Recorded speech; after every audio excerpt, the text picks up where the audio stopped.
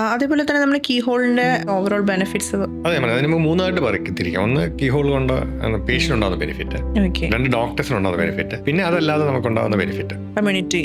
അപ്പം മൂന്നാമത്തെ ഞാൻ പറയുകയാണെങ്കിൽ നമുക്ക് ഈ അടുത്ത ജനറേഷനോട് പോകണം. നമുക്ക് AI കൊണ്ടുവരണം, ഓട്ടോമേഷൻ കൊണ്ടുവരണം.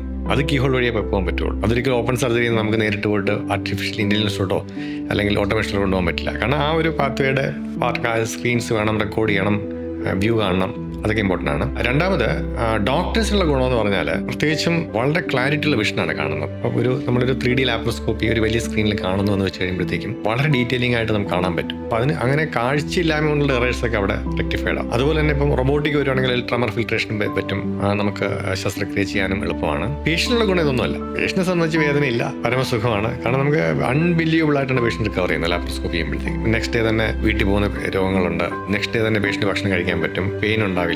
ലോങ് ടേം കോംപ്ലിക്കേഷൻസ്, ഇങ്ങനെ വലിയ മുറിവ് ഉണ്ടാവുകയാണെങ്കിൽ ഹേണിയ വരാം, മറ്റു കുഴപ്പങ്ങൾ വരാം, അത് കുറവാണ്. അപ്പം എങ്ങനെയാണ് നമ്മുടെ ബോഡിയുടെ സർഫസ് ഒക്കെ ഇൻടാക്ട് ആയിട്ട് തന്നെ പോകുന്നത് കൊണ്ട് പിന്നീട് പേഷ്യൻസ് ഹോസ്പിറ്റൽ സ്റ്റേയും അത് വളരെ കുറവാണ്. കാരണം ആവറേജ് അതാണ് ഇപ്പോൾ ആദ്യം തന്നെ കണ്ട ഒരു ഇത്. പേഷ്യന്റ് ക്വാളിറ്റി ഓഫ് ലൈഫ് ഭയങ്കരമായിട്ട് ഇമ്പ്രൂവ് ചെയ്തു, ഹോസ്പിറ്റൽ സ്റ്റേ നമ്മുടെ നോർമൽ സർജറിക്കാളും വളരെയധികം രീതിയിൽ. അപ്പോൾ പേഷ്യൻസിനെ സംബന്ധിച്ച് അതുകൊണ്ടാണ് കീ ഹോൾ എന്ന് പറഞ്ഞാൽ എല്ലാവരും നടക്കുന്നത്.